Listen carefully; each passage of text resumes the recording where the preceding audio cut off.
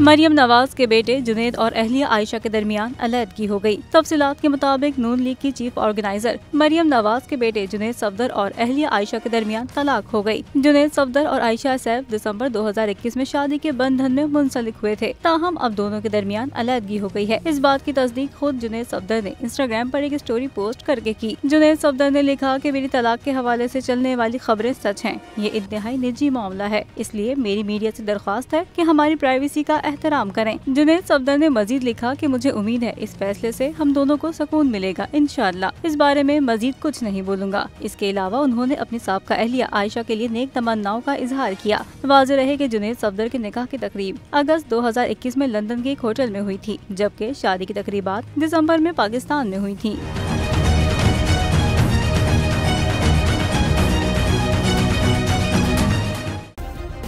Subscribe करें और bell दबाएं ताकि कोई खबर रह न जाए।